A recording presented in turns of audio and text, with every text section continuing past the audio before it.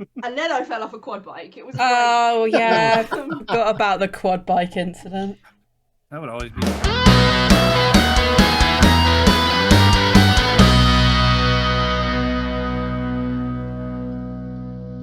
Anyway, a solid 9 dicks out of 10. Good evening, no, fuck. It's not good evening, is it? Keep it in. Keep it in. Hello, everyone. Hello, everyone. Welcome back to another episode of the Unnamed Gaming Podcast. I'm keeping it in. We're professionals. It is the evening, okay? Only for Yes, three welcome of us. back to another episode of the Unnamed Gaming Podcast. I am Tempusbe, obviously an idiot. My majorly in the sky as the marshal of them. I am joined, as usual, by my two lovely co-hosts, whichever one's above me, Bendy or Nettle. I don't know which one is Bendy. In the video, it's Bendy, so... No, it's me in the video! I've got two screens. Nettie, you're over here Nettle! for me, which means probably over there. Who are Yeah. you, Nettle? I'm the general idiot, and now have 50% less hair than last week. I didn't have very much hair last week either. Yeah, I actually have 50% more. But that's just because I haven't cut my hair. Bendy! Amazing. This is off the rails already. What is everyone on the road? It's so hot. I wish I had bought my cider up. No, for that. you're have a so soda. hot. I'm Bendy. I am the Admiral idiot. I'm on the seas, and I wish I was, because it's like 1,000 degrees in this room. Cosplayer, gamer, the things that we usually say at the beginning of these, but I don't remember who I am. Hello. She's having an existential crisis. She doesn't remember who she is. Clearly, Well. I'm having an existential crisis right now. I mean, it's cool, because we're all back in the same room. We're all back in the same room. You guys Chat are in my room? Chat room. Yeah, did you not see that bookcase move behind you earlier? That was me moving my chair. Anyway, before this gets weird, you may have noticed we have an extra square with us today It's on not Craig. YouTube. It's not And Craig. it's not Craig. We have a guest, a very special guest, all the way from the US of A. We have HandsomeJesse. How are you doing, sir? I'm great. Now I don't know what to say. I've got 3 years. I guess I'm the guest idiot. Like I thought you were That'll do. That'll do. Yeah. Yay! I hear idiot, idiot, idiot, and I'm like, what? I gotta fit in too. So I'm the guest idiot. we put the we drew the line pretty early that we are stupid, so we just keep reminding people in case they forget. Yes, Jesse, welcome. Listen to this. I know. Thank you for joining us. As per usual, when we have a guest come on, we give you a little time to just kind of introduce yourself, let everyone know who you are, what you do, where you're from, all that jazz. So the floor is yours, sir. I'm really bad at introductions, so I don't know. I just what do I say? I'm Jesse.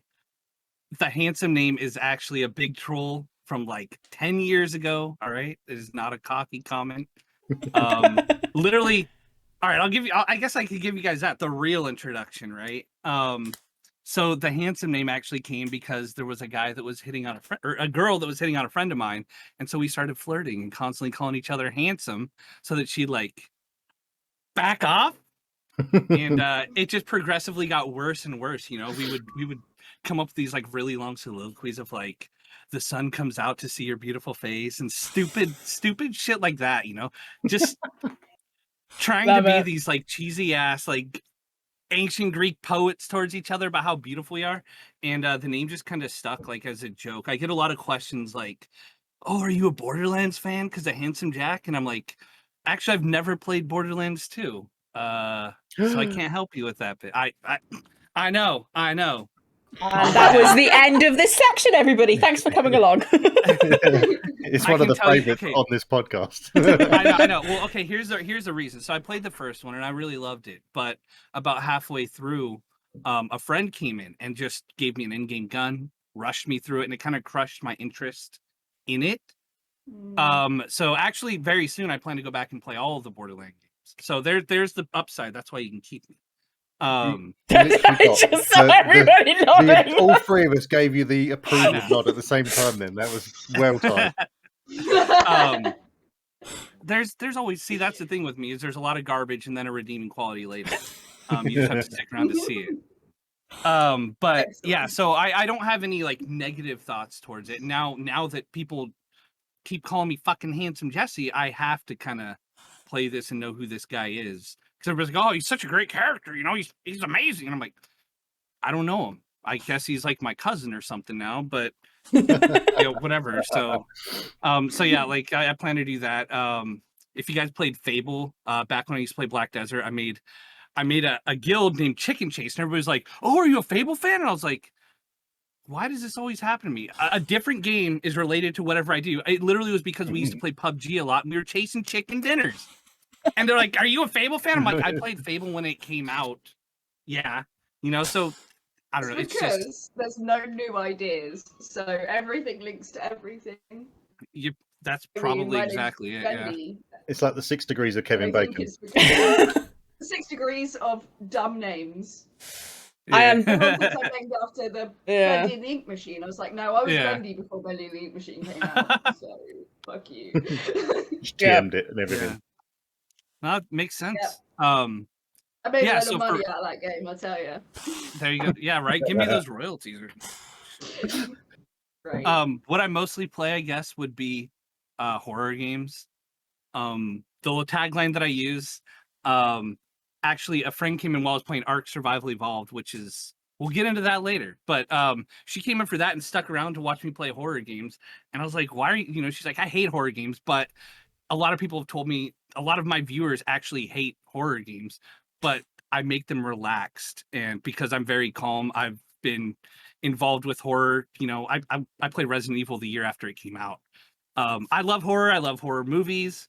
If it's got horror, as long as I'm not really a fan of like, let's be disgusting so it's scary, quote unquote, like Human Centipede, that kind of stuff. I'm just like, no, not for me. I like horror and what horror was. I like horror games, and so I play scary games for scared people. I do that, and they've taken to call me the Horror Maestro, which whatever, call me whatever you want, as long as it's not too offensive. And yeah, that's pretty much what I do. And then also Temp knows, because that my friendship with Temp actually formed from wrestling. So I'm always bothering him about wrestling, and actually in a few hours I'll be doing I do a chat created wrestling stream, where chat has actually bought they get a custom created however they want it to look. Like I have one person's little Batman, and we watch them fight each other, and I run it like it's its own actual wrestling show. And most oddly, again, just like with the scary stuff, most of the people that I know don't give two shits about wrestling, but they think it's so fun to come in and bet and watch them and trash talk each other. And I'm like, I encourage them to get into their role, and just be that character and talk crap to your enemies. But as long as you leave it at the door and realize it's all for fun, we're just there to mess around, and not take things too seriously. And then other than that, yeah, now I have this character that literally hurts my eyes. He looks like, if you guys ever saw that movie Powder, he looks like Powder, but a sewer mop was put on his head. A green and my best friend Tay, I've known her since 2008. She made this character. And you are literally giving me a headache looking at this thing. It is so blinding on my screen. And she's like, that's why I made it. And I sit there and I go, okay, I'm supposed to be like an unbiased, commentator, but I hate this guy, and I got so many people against him. He was the the villain. And then 2 weeks ago, people are like, I kind of like him. I'm like, what the hell is wrong with this thing? Is giving me a headache, and now he's getting a cult following. And so like I enjoy these stories that kind of come out of it. It's totally unexpected, unscripted. Of course I get the usual, this is rigged. I'm like, that really hurts my feelings, guys. Tell me this is rigged when I'm sitting here trying, can't interfere. So, yeah, I try not to, I don't boost anybody or anything like that. But I'm like, if this was rigged, that man would be losing every match. He would be losing his way out of this universe because I hate him. And I was like, why did you do this to me? But I refused to just remove him, because I try to be fair. I won't just remove him. But you know what? I'm probably going to put him in like a handicap match or something this week because I just hate him. And he keeps winning. He keeps winning. The dude Stop being won so the belt. good. Ah. It's a battle. It's a real struggle.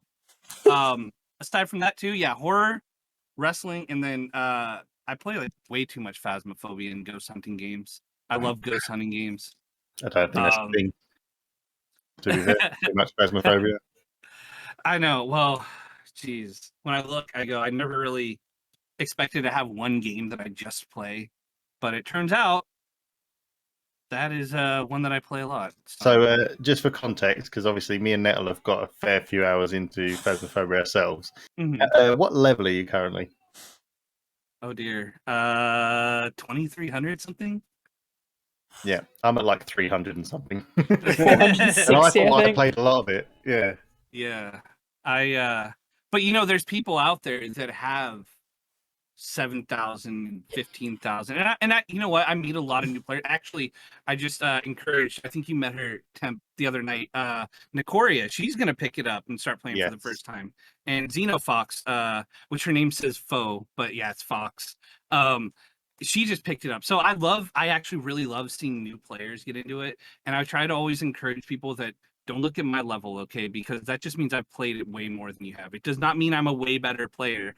I don't think that the skill ceiling of the game is insanely high, but I see people with like level 7,000, 15,000, like I said, but still are kind of walking around clueless in the game. It's not, and people are like, well, I'm not as good as someone. I'm like, dude, what's the competition? This game does not have competition. Have fun with it. Go and do stupid things. I'm working on developing a role wheel. I don't know if I mentioned it to you before, but I think you guys as a group would enjoy it because the goal would be like you'd go in and you'd have different items based on what your role is. So if let's say the four of us are playing together, all right? So we're gonna make Bendy the priest because she's burning up, clearly not in hell. So we're gonna give her a crucifix so that it cools down, right? Tempest will have you be the cameraman. So you'll be carrying a camera, a flashlight, and a photo camera. All right. Nettle will be the Ghost Adventures person. So she's got to walk around with an EMF and a spirit box. And she has to actually talk, but Tempest the whole time has to keep the camera on Nettle. So everybody would have these different roles, right? And they would just it would like kind of be like role playing, but like a light one while you're still looking for evidence. And it would just be something to add on to I grab this item every time because it's the best, and I go in with my thermometer and I find the cold spot. No. It would just be something to mess around and kind of enjoy the game rather than because I think a lot of people get too worried that they're not doing good, that they don't have enough money, that this and that. And it's like, dude, just remember why you're playing video games. You're trying to have fun, and this comes from a guy who literally like does challenges in Phas. Yes, I sweat. All right. I'm a Phasmo sweat sometimes, but I also can peel it back and have fun when I have friends. I play totally different when I have friends rather than if I'm playing solo. So, I just that's one big thing that I want people to remember is just to have fun with it, So yeah, I have a lot of Phasmo hours. Not all of them are good. No, that's fair. I mean, imagining this. Oh, sorry, you're going. Go. I was just saying, I imagine us four playing together with those specific roles as trying to just do an episode of Most Haunted. So it's a ghost hunting show in the UK, right. But they have a demonologist. Derek. As like what's his face? No, not Derek Akora. No, Derek Akora, He was. But they then changed it when he was outed as an absolute charlatan fake. Cool. To have someone who studies demonology. So I'm just imagining like Nettle being the lady whose name I now can't remember, and you being her husband cameraman, and then the demonologist in the background. Well, like the Conjuring people. It all has to be in. Yeah, and why not? Let's be Ed and Lorraine Warren. Let's do it. Yeah, it's just for fun, right? And I think that would add some flavor to the game. I mean, it wouldn't be something that I think people would want to do just playing, but like as content creators, I think it would add some value to while you're playing rather than just we're going in looking for the ghosts room. I hope you don't change rooms, ghost. And the spirit box, such potential, but Are you French? Are you there? Where like the same 4 lines over and over, it's just not as fun. So if you kind of like talk to it, maybe you do a little flirting, maybe we get the ghost to come out a bit, Hey, you never Susan. know. Yeah, You don't need to scare us. You need to love us. exactly. We're here to help you, Susan. I don't know why the ghost's name is Susan. It just is. Why not? Why not? Sounds good. Well, I think that's a very good introduction to who Jesse is as a person and a streamer. And I look forward to getting to the question part. I'm not going to lie, because I think that you're going to have some great answers on that. I hope so. I have every faith. But before we get to that, we do have our usual section. Obviously, when we have guests, we don't do news. Unfortunately, There is no news this for you week. this week. There has been absolutely no news at all. Wait. Nothing There to is rage news. about. I got There's some news? news for you. Phasmophobia just dropped development preview number 4, and we're finally getting loadouts, which I've been complaining about for like a long time. So there's your news. Wow. I came with gifts. Got horror news there, guys. Horror game news. Appreciate it. So you got bonus news. You don't get that on any of the others. Yeah. There you go. But the section we're going to move into is our usual "What have we been playing?" Now, obviously, this can consist of what you've been playing over the last week, or what, if you've not been playing a lot recently, kind of just what you've spent a little bit of time on. We will go with Jesse first as the guest. All right. Just a couple of games. What you've been playing? I just actually last night finished Cyberpunk 2077. Very nice. And I have to say, I know it had a bad release, but I've been telling everybody, like, give it a shot now. I think I had like 6 or 7 bugs the whole game. One of them was a T-pose in a tutorial. I had a spot where it slowed down. I had 2 crashes that were probably related to my PC being a piece of crap, but what gamer doesn't have that? And then I think I had like a couple other like weird, I think, I was fighting a lady on the beach and she got stuck inside of a car. As you do. Goofy, but it wasn't like the game, this is a terrible game, No, the game ran fine. I have a 1060. It's an older graphics card. The game ran fine. It's gorgeous. And I would say, like, seriously, anybody that's been on the fence, like, should I try it? I had a guy last night saying, oh, this game is so buggy, it's a piece of crap. I was like, you probably played it when it came out, but it's been quite a while. It was fun. Other than that, it's been patched to high heaven, though, hasn't it? Yeah, that's the thing. it has. And they've got DLC coming out next year, I think. Uh-huh. When I first played it, I didn't have any problems. I played it on Xbox, and I just stopped playing it because I wanted to play something else, and everyone was just like bashing it. But then I went back to it to complete it, and I was like, actually, this isn't bad. This isn't a bad game. No. And now I've done like four of the like 7 endings now. So I think it's well, and as a horror streamer, I've been telling a lot of people this isn't a horror game, but the concept of the game is actually scary as shit to me. The fact that Keanu Reeves isn't a bad guy per se, but like he's literally taking over your consciousness. You're being erased. And that's something that if you ever saw the movie Get Out, that was Peele's first big flick. They were taking over the guy's consciousness and placing somebody else in. And to me, that's just a terrifying, terrifying idea. I don't want to spoil the game for anybody, that's early game. But the fact that this whole game is based on you losing your identity is scarier to me than Zombies in a Mansion, my favorite, or, a witch cast a spell, or if anybody played Visage, the different stories in that of hauntings and whatnot. To me, losing your consciousness and your identity and being overwritten is just a terrifying concept. But as the game plays out, I think they did a fantastic job of balancing things. People kept asking me, like, what role did you take on? What did you do? Are you this, that? And I was like, dude, I don't know. I kind of did a little bit of everything. I started out the game with an assault rifle. And then I was like, the melee weapons feel kind of overpowered. I should always keep a katana on me. They were nice. I used a pistol a lot. And I just, like, all the weapons actually felt really well balanced in the game. But maybe that's because I didn't specialize in any of them. Maybe as you specialize to get better. But yeah, I would encourage anybody that's not played it yet to give it a go in its current state and see what they feel, because it did have a terrible release. I actually said before it was released, I was like, it's not going to live up to the hype because people are hyping it to be, I know Temp is going to smile at this, the next Witcher 3. And it's not.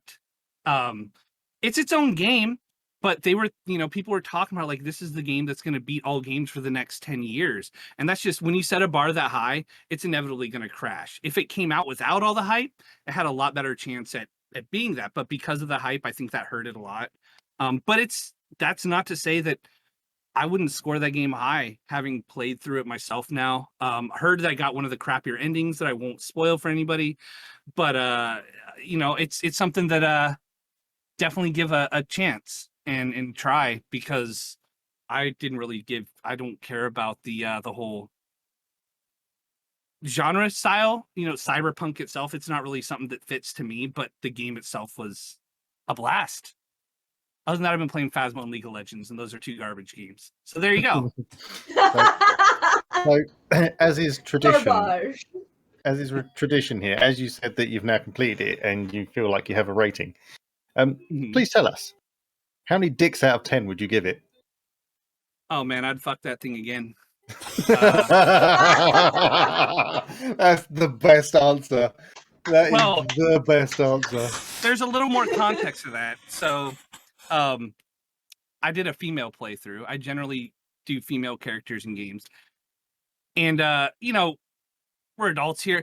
Listen, I didn't get a fuck Pan Am because I was a female, all right? And she only likes guys, so I got to go fuck that game again. And that's just the facts, I got to go through and...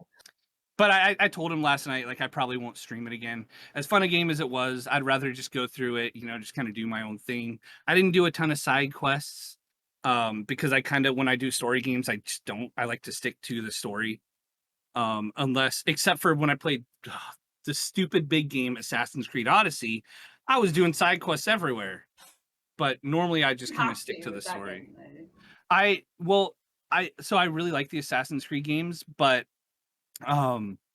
with Assassin's Creed, I never play them for the Assassin's Creed. I don't really care about that side of it. I talked to Tempusbe about recently. I'm gonna play the one that he loves, Syndicate, but I played Odyssey because I wanted to go to ancient Greece, and now I want to go to Victorian London. So, because I can't go to London. Yes, you do. It's So, it's such a good game. It's so good. Yeah, I played Bendy is Black another Flag big 'cause I fan love of that. pirates. Oh, really? Yeah. Oh, So yeah. that's actually the next game I want to play is Deadly Premonition, which is a Twin Peaks type game, and then after that, I think I'm going to play Syndicate. Because I do enjoy the Assassin's Creed games, but I don't care about the side of Assassin's Creed. I want to grapple around Victorian London and kill some fucks, and there you go. There's a horror element to the DLC of Jack the Ripper. Assassin's That's Creed what Syndicate. sold me on it, Yep. actually. It's That's what sold me, and then I looked and I was like, quite dude, that's well done. all right. Well, see, I'm looking forward to it then. Okay, Even we've more just reason. lost Jesse and Bendy, so Tempus and me will just go off to somewhere else. I mean, like, I have a fascination with murder. There you Question go. mark.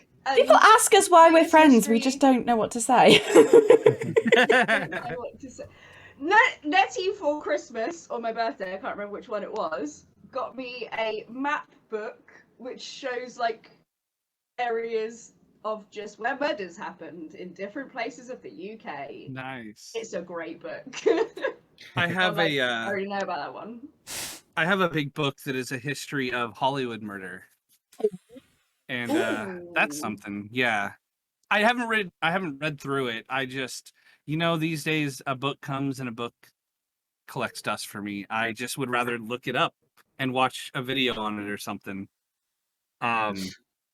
Murder is fascinating. Speaking of murder, there's a game coming out called The Mortuary Assistant, and that is all Very about well. There's also Autopsy Simulator. Yeah, these are about the bodies that come in and inspecting them, and yeah. Bendy's excited now. You look way too happy about this. Comes out in like 5 or 6 weeks. One of my D&D characters is a mortician. They're a grave cleric, and that's what they do. They study bodies to see how they died and how to best bury them. And I'm very fascinated with like the mortuary and stuff. And Get your death There you plans go. together, guys. I'll mention that again.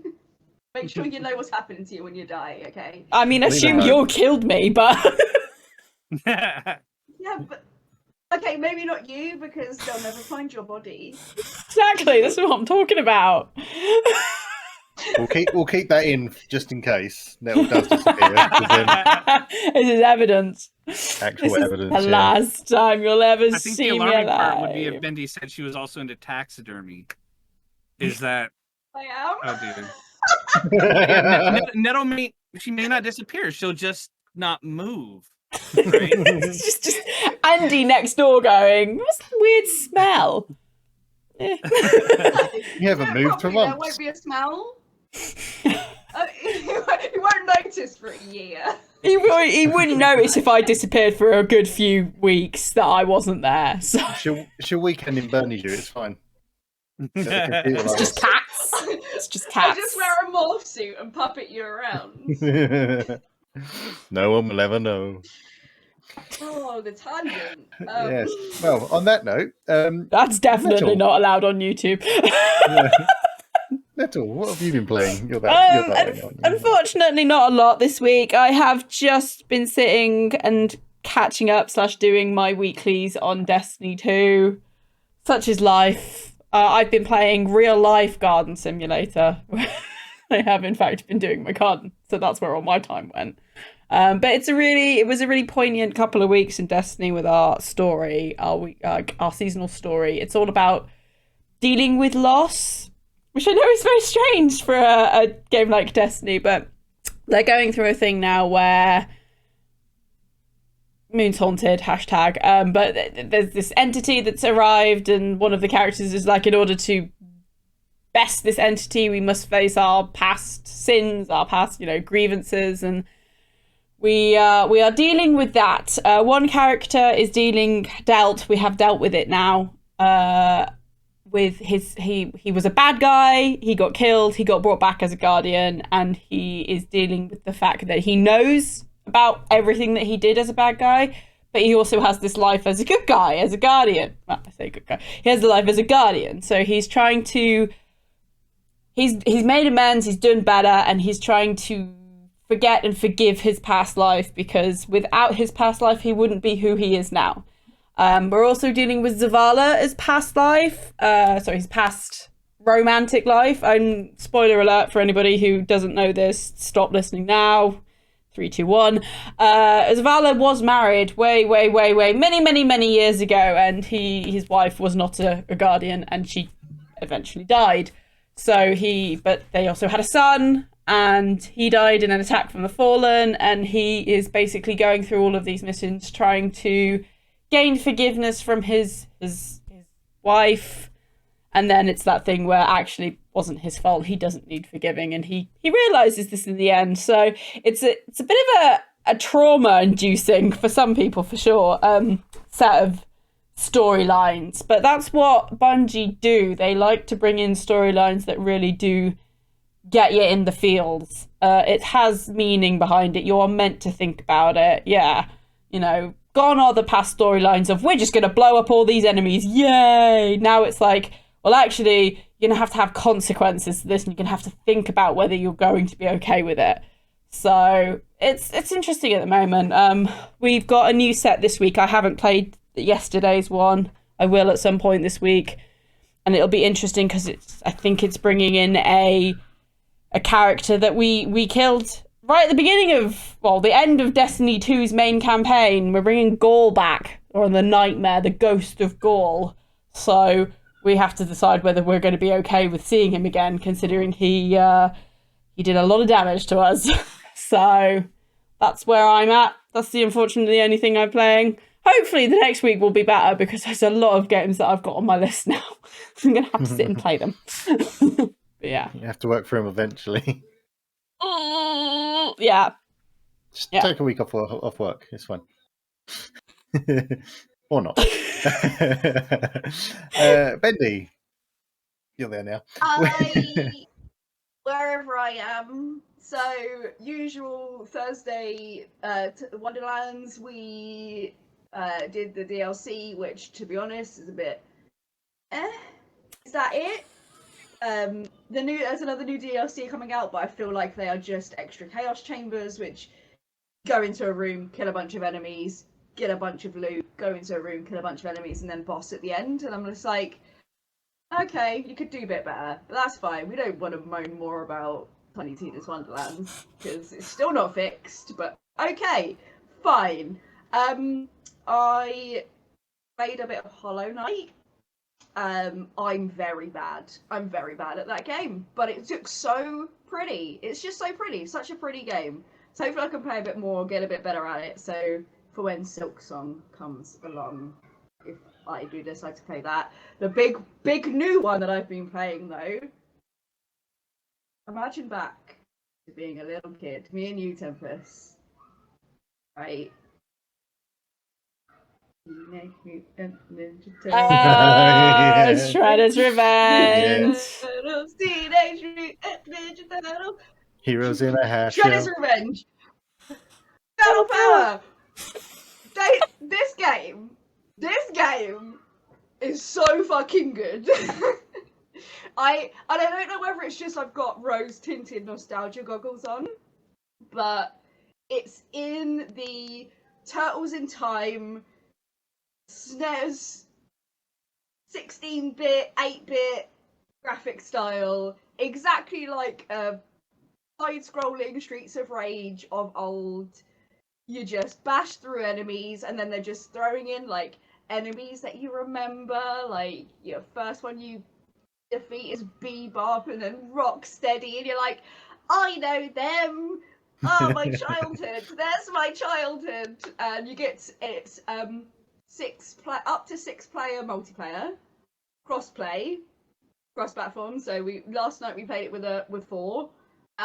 Having all of the turtles on a screen at the same time, I didn't know who I was. So I think I was doing fantastically, but I think I was over in the corner just like walking into the wall. Around. But I thought I was. I'm carrying you guys, so thought I she's was walking into somebody else. the edge of the screen. Yeah.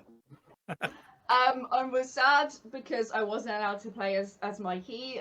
Mikey's the best. Michelangelo is the best. My friend was like, "No, I'm Mikey. You can be somebody else." Mikey's not I'm the like, best. "Fine, He's not. fine. I'll be Donatello." Donatello's the best. Donatello, second best to me. I love Mikey because he's sarcastic and the comic Wow. relief. Whereas Donnie is the sexy nerd, so I'm happy with the sexy nerd. Did you just call a Ninja Turtle sexy? I called him a sexy Well, nerd. then. That's I have a something we've problem. learned about Bendy today, guys. Yep. Intervention Oh next no, week. my cementing of my persona of being a fairy is now cemented. No, on YouTube. It was just a joke. Anyway, Donatello is great. Very fun to play with. Just a good game that hits you in the nostalgia for games of that period. So like your early 90s SNES games. Love the fact it is up to 6 player multiplayer and crossplay. So you can just so you'll have all the turtles, Splinter, and then April. AC Jones. Casey Jones, we've just unlocked Casey Jones, so we can now play as Casey Jones. It's quite short, I'll admit that, but it has like challenges and stuff. So I think we completed it in about 2 hours, like all of the levels. That's So not it's not long, but it just says this is season 1. So this is you playing through the first so DLC coming through. bit. So I feel like they'll be adding levels. I think it's going to be a games of service. So I think they're just going to add levels as and when. But also there's replayability because it has like challenges and collectibles and things like that. And you can speed run and do arcade. So there's going to be more playability of just like running through and making sure you're doing everything correctly and getting the highest score possible. And then you need to do them with every single character to then build up the character so that when they release new things, you're better with those characters. So there's still replayability there, but very nostalgic. I love the art style because, again, nostalgia. And it's and the music, you guys. It's just 90s cartoon music everywhere. And there's just like one track in one of the later levels, which is like a rap, and I'm like, oh, 90s rap. How good was 90s rap, guys? Very good. Highly recommend. Can't throw dicks, a 9 out of 10. Oh, very good. Very good. But I have trauma from this game already. So Really? yeah. So last Friday, as I was getting to 5 o'clock, getting ready to do all my reports for the week on how many tasks we managed to do, how much of the game we've progressed in, blah, blah, blah, that kind of thing. I'm there typing away, getting my graphs ready, and from behind me, all I can hear is laughing. And I'm like, what the fuck is going on over here? And my entire fucking dev team are sat behind me playing Teenage Mutant Ninja Turtles with beer when they should be fucking working. I'm sitting there like a chump doing all this managerial work, and they're there playing games. We haven't got time to play games. We're making a game.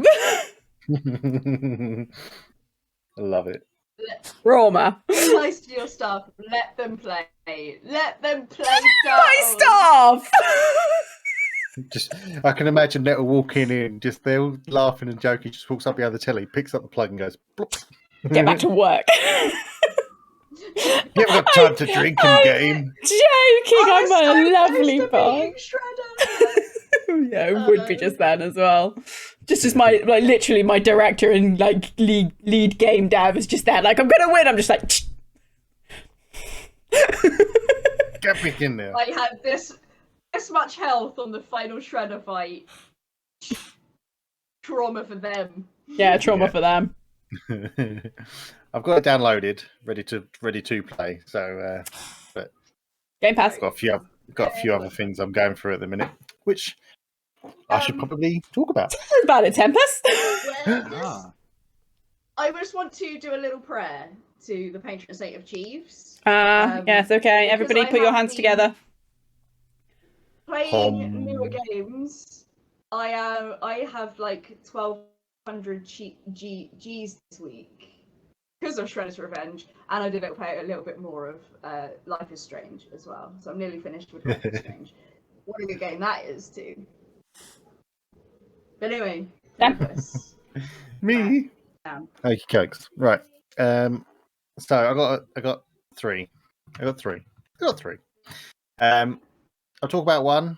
It's Raft, basically. I'm playing Raft. He's being carried on Raft by Hall. Pretty much standard.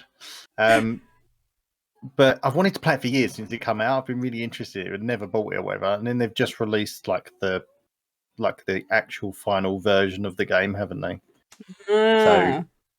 So it was on sale. So I thought I'd pick it up, give it a go. I'm really enjoying it, to be fair. The boat's looking really good. Just there's not enough fucking planks.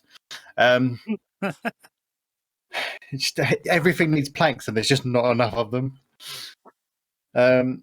Yeah, I mean, there's not really much to talk about that. It's been out for a while. Majority of people know what Raft is. My streams at the moment, I started this week playing Assassin's Creed Origins.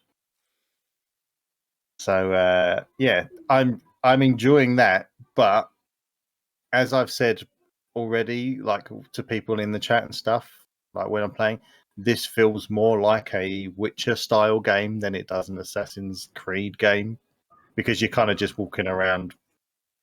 There's less emphasis on the drop down, be sneaky stuff, and it's just a case of, oh, you've been seen, let's just have a brawl. It just feels like you can just hack and slash your way through it. Spartan kick. I haven't got that yet. Odyssey. That's an Odyssey. Oh, it's Odyssey. Yeah, I mean Origins. Yeah. Oh, you say Origins.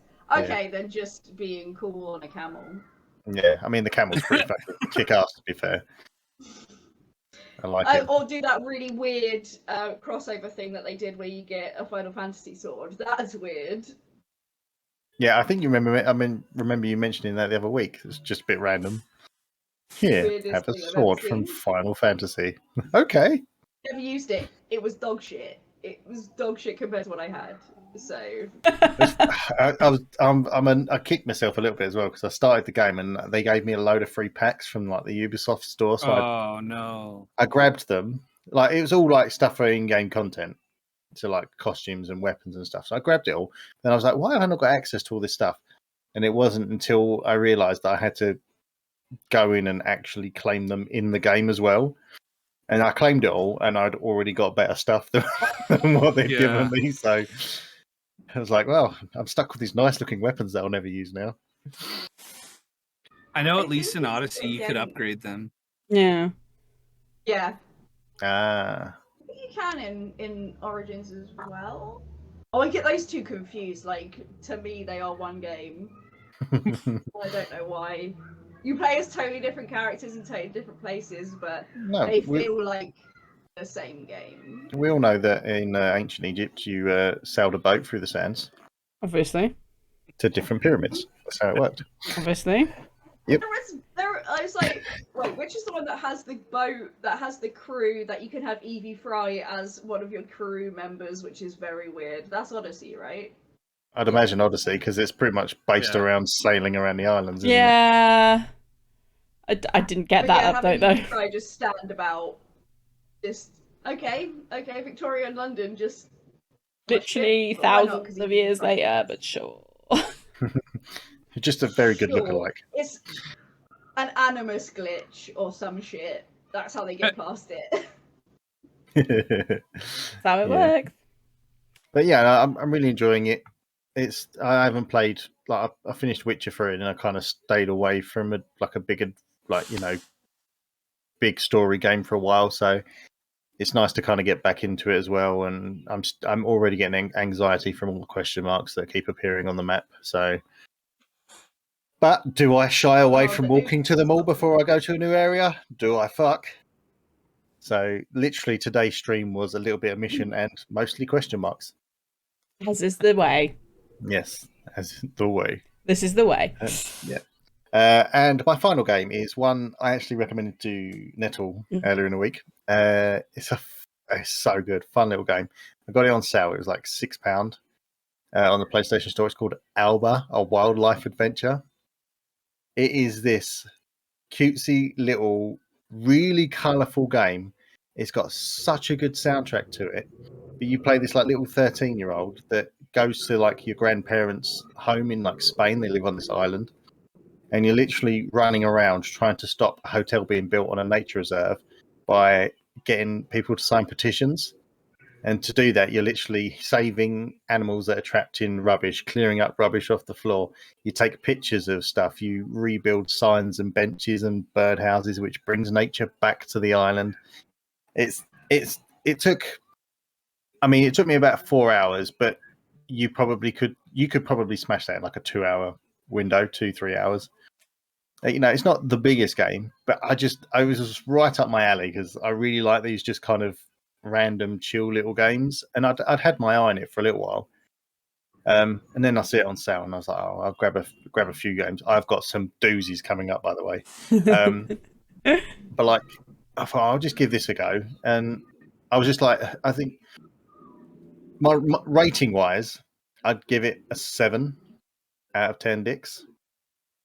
Because I think my wasn't really a grumble. I had issues on mine because every now and then when I'd go to do something, considering it's not an online game, I would get a massive lag.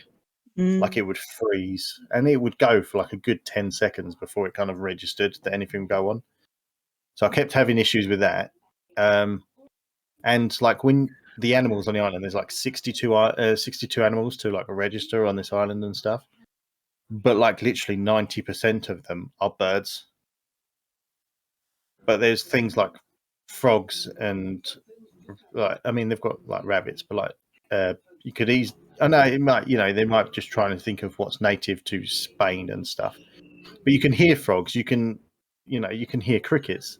You could have butterflies. There's loads of things like that you probably could have done just to mix up the variety of wildlife that you see. Over 90% birds and then a rabbit, a fox. That's pretty much it. It's other than that, I really enjoyed it. I probably would play it again, even though I know like what I'm doing and everything. I just really enjoyed it. It's one of them ones that I think you could just go, I just want to chill out. I just want to go and take some pictures of some animals and stuff. And I think Nettle will like it. I reckon you could do it on one of your afternoon streams. It has been noted. Excellent. Excellent. But yes, that's me, and that is the what we've been playing section completed. So ordinarily, like I said, this would be the news section, but we don't do news apart from the the earlier bit. We've now got guest questions. Where we've got a series of questions that we will ask Jesse. He can go into as much detail as he wants. He can take his time. No worries about it. I don't know if I've told him or not, but after that, there is a quick fire round. You did tell me about that. I did tell you, I'm right. excited to hear what comes up. But yes, so we'll do like the nice chatter bit, and then we'll finish off the episode with the quick fire round. So, as is tradition, we have our questions in front of us. We have the people asking those questions in that specific order because we're organised. And question number one. I have it here. Question number one goes from Bendy. It's from me. Why did you get into gaming? I tried to think of a really good answer for this one, but really I just play games since I was like 4 or 5 years old. No real flavor, Dad brought home a Nintendo, which oddly was not my first system, but my earliest memory would be sitting there with him. Now this is before HDMI, for those kids these days might know. We had to hook the coax cable up, right, to the TV that now we use for our cable and whatnot. And I remember that shit took him like 2 hours. I remember it taking forever, and I was like, now I look and I go, this is something that you do in less than a minute. But I remember that. I remember a Nintendo, and I remember speaking on today's game prices. I remember Double Dragon 2 specifically, which was similar to the Turtles game that just came out, was $80 US. Right now, games are going for about $60 US. Jesus. And I remember thinking, like, wow, that and Duck Hunt and Super Mario was what we had when Nintendo came out, and I was just a little one, but that's what we had. And I don't know, I just always gamed from then on. Whether it was my mom used to. I don't know if you guys had it over in the UK, but like we have Blockbuster, right? Like you guys probably had it. Yeah, we did. Okay. Had it. All right. We do. I was actually just talking the other day about how I miss those days because we would go and renting a game or movie was 3 days, and so I would have that long to beat the game. And I usually could beat the game. I felt like I was like, damn, I'm actually pretty good at video game. I'm terrible now, but I used to be like, all right, I'm the shit, man. I can beat these games in one rental period. But I miss also the days of like, are you going to get there on release day? Are you going to be the one to get the game or the movie? And like, that just doesn't happen now because everybody can get it. Everybody has access to the digital download or, the streaming service. There's no like excitement of, are we going to get to the video store and be the one to get it? And I don't know. I miss those days. So I don't know. I played a lot of rentals. Is it gonna be sold out?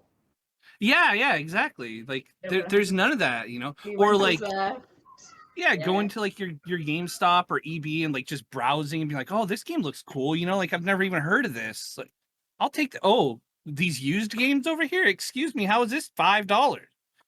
There's none of that anymore. It's just, I hop on Steam, or I hop on, if for some reason, Epic, because there's a free game that I want, or, whatever you go on.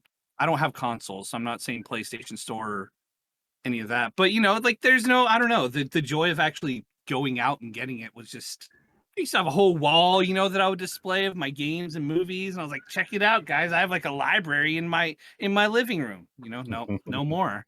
Everything is on your computer and it's just not as impressive. Through my teens, I played a lot of Diablo 2, a lot. I don't do it now. I know a lot of people got into Diablo Resurrected. I have not played that. But that's what I did. I don't know. I juggled that with playing hockey when I was younger. And then in my early teens, I juggled playing drums with gaming. But gaming just kind of always stuck around. Literally my punishment one time when a couple of us got drunk and wound up in Anaheim, which is like an hour away, came back at the end of the weekend and my mouse was not a part of the computer. So I learned to navigate a computer without a mouse and just with a keyboard, because that was my punishment, was having the mouse taken away. You know, so yeah, I don't know. Gaming just has always been something that I've enjoyed. I guess it's that, not so much the escape, but the things that you really can't do. You know, horror games. I think about this a lot. A lot of people are like, oh man, I can't wait for the zombie apocalypse. I'd be a badass. And it's like, really? Because I'm pretty sure that shit is not going to be as fun as you think it's going to be. The zombie apocalypse would be hell. Imagine seeing your best friend as one. People are like, oh, I'd just shoot them. Their turn. You know, it's like, no, you wouldn't. You'd probably have a lot of issues seeing somebody's face that you actually care about, you know? Like, but when we're out here playing, like, you know, your Dying Light or Resident Evil games, or, you know, a Silent Hill, nobody has problems blowing anybody's head off doing that. And so I think part of that is less so the escape, but the illusion. Because I enjoy life. Life is good, but also we're not doing these great. You know, I've never played Skyrim, but I know that's a shock. I'm like the one person who hasn't played Skyrim. You know, I have a very weird assortment of games that I haven't played that apparently everybody's played. No Red Dead. I'm like, okay. I'm like that too. Yeah, people are always like, how have you never played these games? And I'm like, well, I guess I just play different games, you know, like, and I could list some games and it's like, you've probably never even heard of these, but I played them, you know? So yeah, pretty much just, I don't know. I don't have like a really cool story of how I got into gaming. It's just, I don't know. That's just what we do. We just play video games, right? I think nowadays it's more weird if you don't play video games. It's like, what? You even my mom is on her phone like 10 hours a day playing some fucking mobile game. I Spy or you know, it's like everybody's playing games to some degree, whether it's on your phone, on a PC, on a console, or, you know, there's board games too, right? So generally just gaming is everywhere. It's just kind of what we do. For sure. Also never played D&D. I know. Well, okay, that's a half lie. That's a half lie.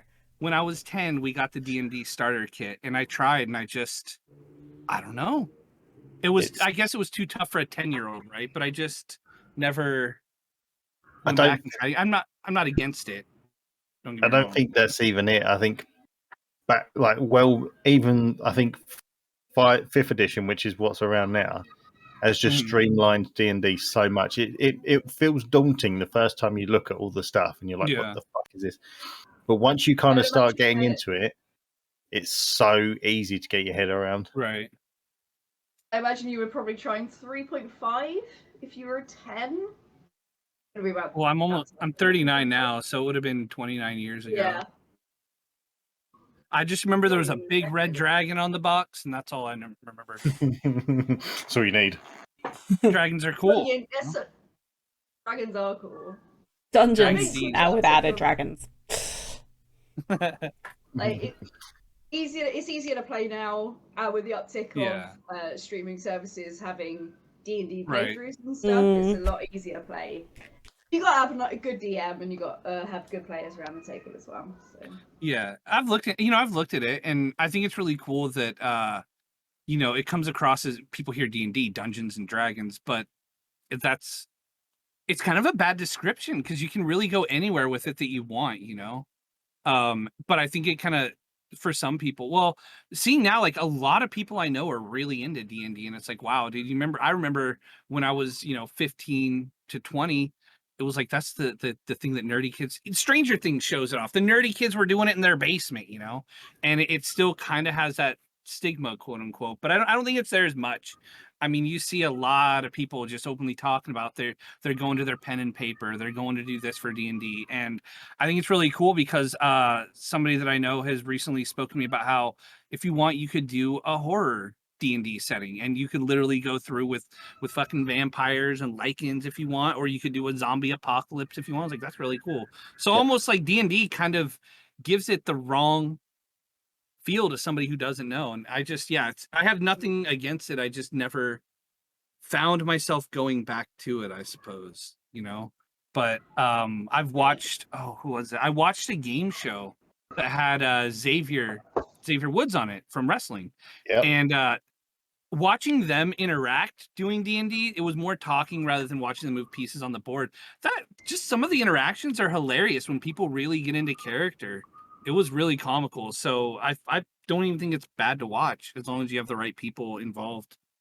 I mean, D&D itself is like 90% role play, 10% like actual battle. So I think you've just got to kind of get into your character, and then it will flow from there. Genuinely, actually, in character, cried because something really moving happened within the scenario, and I cried both as me and my character. Physical tears falling down my face. Someone spilled the vodka. It was someone had stolen my drugs. Jesus Christ. Oh, why? Why do I let you two talk? Next question. What was your favourite... Oh, God. I wanted to roll back to the price of games back in the day. Yeah. So that $80 game would cost $178 today with inflation. There you go. So just remember how much you're getting for a lot less, guys. Right. Yeah. It's more. Exactly. There you go. Stop complaining about game prices. Buy what you want to, what you can afford, and what you want to buy. Carry on. Yeah. Next question. Agree. Next question. What was your favourite platform?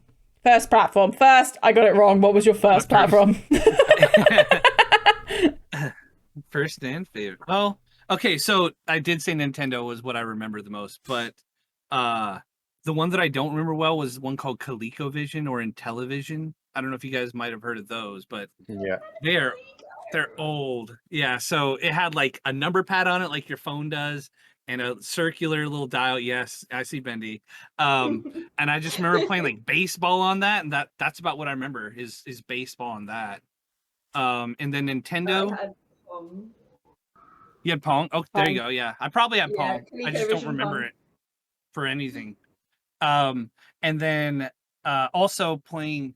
I remember playing the original Doom on computer, but back then your computer didn't boot straight to Windows. It went to DOS prompt first, and you put in your floppy disk, which was hard for some reason. And yeah, Doom was like the game. That was all we had. I remember doing that, and I was really this is gonna sound really weird, but I was really into those old architecture blueprint programs where you could build a house. I don't know why. It wasn't a game. It wasn't anything. You just literally could build a house, a 2D model of a house, and then you could see it in 3D. I thought that was the coolest thing. So that's what those were the earliest things that I played, was the Nintendo Coleco and random DOS stuff on a PC. And yeah.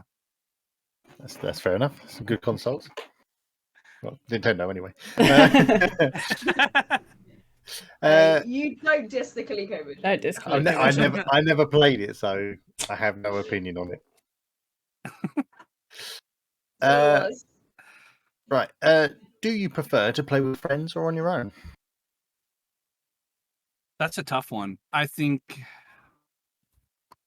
friends or by myself. I don't even think I wrote that one down. Whoops. It really depends on the game. Some like going back to Phasmo, sometimes I really do enjoy just the solo. I think I focus a lot more when I'm playing solo. I play like garbage, dude. If I have friends and I'm playing Phas, I'm usually drinking. And so I always tell people I'm like a 8 or 9 out of 10 in Phas. Nobody's a perfect player, right? But I'm a really good player. When I'm solo, I'm focused, I'm doing stuff. When I get with friends, dude, I'm drinking. I'm like a 2 out of 10. Usually I'm streaming it. And I do this really, I know that it happens the next day. I realize it. I go in the house and then I start reading chat and I forget that I'm actually playing Phas. I'm like, oh yeah. And then I'm dead. And I'm like, whatever, dude. I'd rather just talk to you guys anyways.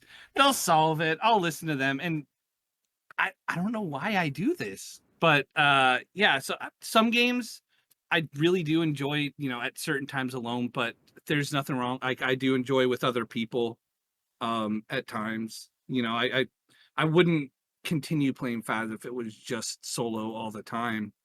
But Yeah, I think it's a mix of the two. I'm okay with gaming by myself, story games, but I will say, um, I don't really like doing solo stuff by myself. I even realized that like when I was younger that even like when I would play Resident Evil 2 on PlayStation, my brother was still watching. So I still kind of had an audience back then anyways. I've never been one to I kind of envy the people who really can sit there and play a single player game with nobody else around. They just want to get totally sucked into the game. Like I read these people who played Skyrim for 7 years and they're still finding new stuff and I'm like, how do you spend that long playing that? You know, not that I think it's a bad game. Like I said, I haven't played it. I don't have a positive or negative opinion towards it. But 7 years is a long time to play a game solo. Especially, I don't know if they stream or not, but I'm sure not all of them do. So just, I'm kind of envious of the people who can just sit there by themselves and have no interaction from the outside world and just be totally immersed and love that game. So as far as solo or friends, I have not a preference really at all. Indifferent. Yes, sir. Yeah. I feel like you've answered this question already, but I'll ask it anyway. What's your favorite game to play? My favorite game to play is not Phasmophobia at all, actually. Oh, But I feel it deserves an honorable mention because obviously I've played it a lot. I have 3,700 hours in Ark.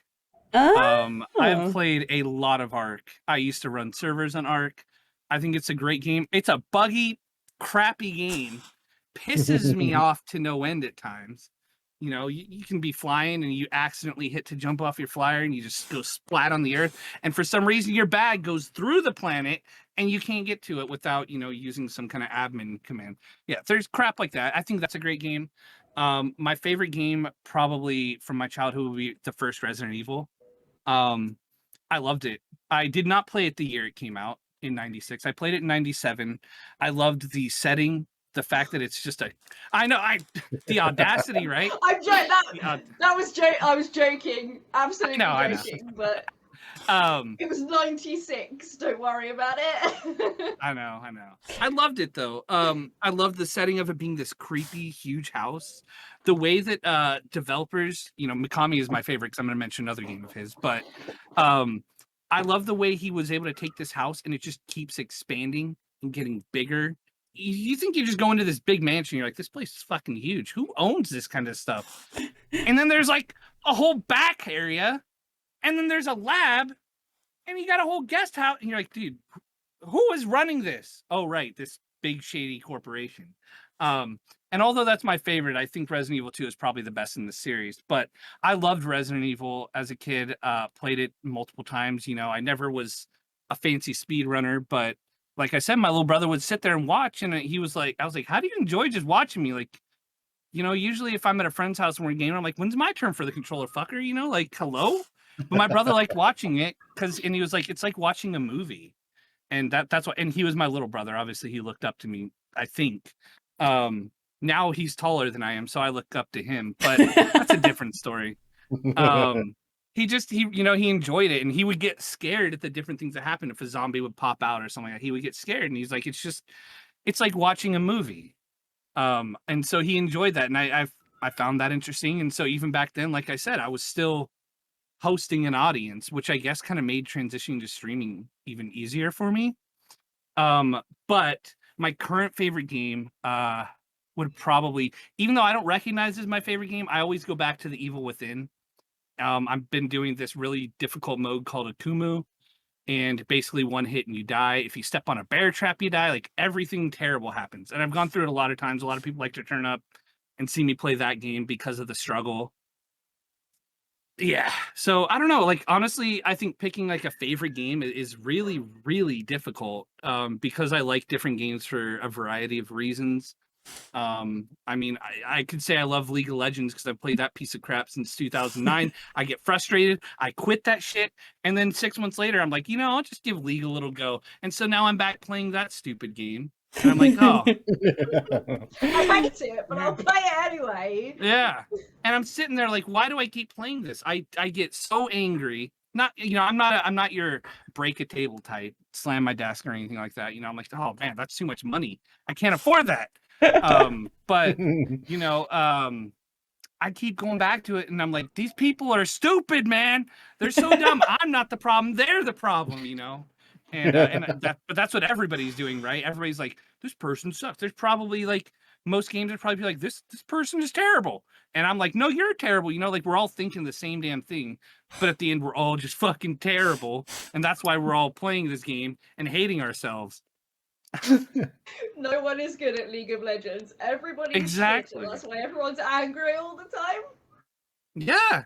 Well, that's what I tell them too. I'm like, you know, and then I realized, because, you know, a lot of people are like, oh, I want to get this rank or that rank. I was like, who cares what rank you are ultimately? Are you going to be a professional? It doesn't matter if you are the highest ranked character right now and you're not a pro. What does it matter? Because why don't you just have fun with it, you know? And so, like, if I stream it, it's always ARAM, because I'm not going to put anybody to actually see my toxicity in a normal game. You know, just me going, these people fucking terrible. I might not type it. All right, I've been banned. That's out in the open, all right? More than once. But, you know, like, that brings me to another point that I think people are really just way too soft sometimes. If I just say, damn, you suck. I've been reported for that, for saying that was a stupid play. You know, and it's just like, how much of a baby are you? When I used to play hockey, we fucking punched each other and stuff. Nobody got suspended. You got a 5-minute timeout for a fight. You know, and it's like, you're banned from ever playing this game because you told somebody that was stupid. Now, I get it. Racism, hate speech, that kind of stuff. Yes, get those people out of here. But, like, for telling somebody you're bad or something like that, like, get over it, man. Girl, I don't know. Put some skin on or something. Holy fuck, man. I don't know. That opened a can of worms. That went in a direction I wasn't expecting. What you're saying is we should all play League of Legends. Got it. Got it. Well, it's going to be free on Game Pass soon, so... When I say soon, it is the middle of next year. Let's not forget the fact it's going free on Game Pass, and they're giving all champs free on Game Pass. That's a lot of grinding to get all champs. Game Pass is just the best thing in gaming right now. So just make sure your name is something Game Pass, so that everybody knows you got it on Game Pass, so you are going to be shit. Obviously. Obviously, everybody that gets it on Game Pass is going to be bad. Look at this champion that you took ages getting. I'm using it. There you go. I haven't even got them yet. That's the kind of petty that I am. Just started playing the game. Game Pass, asshole! So, to go along with your favourite game, what is your worst game you've ever played? Resident Evil 6. Fuck that game. That game sucks. That game is so bad. It is so bad. It is the only Resident Evil game I have not completed. I did 1 out of 4. I love Resident Evil. It's my favorite franchise. Which one is 6 again? 6 is the Tomb Raider one, where you have tons of quick time events. There's like 4 different stories you can go through. Punches a rock. That's 5. That's 5. That's 5. Fuck, I got it wrong again. Yeah, I think yesterday we were talking about this in my that. stream. Yeah. I was like, "Oh, is there 4 where he punches the rock?" And he was like, "No, it's 5." And I'm still fucking not registered that it's the right one. 6 was just. It was like it felt like it dragged on. It lost its identity, and it was full of quick time events. Which I'm a huge Tomb Raider fan. If you look at my Steam, I have every Tomb Raider game on there. I've got several of them, like the original packaging. I love Tomb Raider, but Resident Evil isn't Tomb Raider. And so it feeling like Tomb Raider just felt so out of place to me that I hated that game. But I did write 2 other games that I really hate. Well, actually, I really don't like any of the Emeka games from that developer, Emeka, like Summer of 58. Thought it was terrible. What was the other one? Locked Up. I played several of them, but as somebody who really enjoys horror, I'm not a fan of this story is terrible. And so we just threw some jump scares at you that are really loud and annoying, so we hurt your ears, but there's zero purpose for this jump scare. Why? Why did you do that to me? Like, I value my hearing. It's, you know, terrible. And then the other game that I wrote was WWE 2K20. As much as I've played it, that game is a steaming pile of crap, and it was so frustrating to hear it. As you know, I said I do the wrestling league. That thing would crash every week. middle of a match. Oh, this is going great. Crash. Okay, so not only does it crash, but when I go back into the universe where all the matches are booked in a specific order, it's changed every freaking match. And I'm like, okay, so we're like halfway through the card crash. Okay, well, I don't remember what was going on here. So I guess we start over. And it was just crash after crash. I hated it. I can't really think of, I'm sure there's like plenty of other games that I really didn't like, but I don't know. I'm not one with the extremes. I'm not good with picking a specific favorite game and a specific game that I hate. So there you go. I mean, Resident Evil 6, Emeka, and WWE. I know you get like a decent prepared list there, but the speed you said Resident Evil 6, I feel like didn't even need to think about it. I've been waiting to tell you I hate it. I mean, it is literally like I said, the game. Well, it makes me mad because I love Resident Evil. I wasn't really a fan of 5, but it's fun in co-op. And Resident Evil 6 came out, and I mean, it's the only one that I didn't complete at all. I thought they did a great job remaking 2. I didn't play the remake of 3, but it didn't look good to me. But like 6 just, I mean, I wish, so they're releasing Resident Evil 4 remake, right? I'm really hoping that they kind of alter the timeline. They don't need to erase those games. I wish they would. They don't need to, but just give us an alternate timeline where those ones don't exist and kind of connect 4 to 7 and 8 using 5 and 6 and just make good games. Remember that you're making horror games, because Resident Evil 5 came out at a time where suddenly Left 4 Dead 2 was coming out and they were like, nighttime really isn't that scary. Let's put zombies in daytime. And so it's like, and I was a big Left 4 Dead fan, and Left 4 Dead 2 comes out and it's in the daytime too. And I'm like, you can see in the day. It's not as scary when you can't see shit at night, like go back to nighttime. And so I don't know where these devs come up with these ideas, but somebody's making bad decisions at the top. So you hit it here first. They brought it back for 7 though. Huh? They smashed it for 7 though.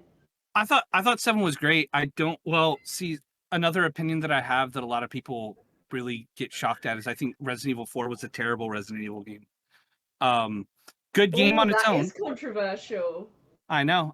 Well, and I tell them, I say, you have to listen to what I say, though. Specifically, Resident Evil 4 is a bad Resident Evil game.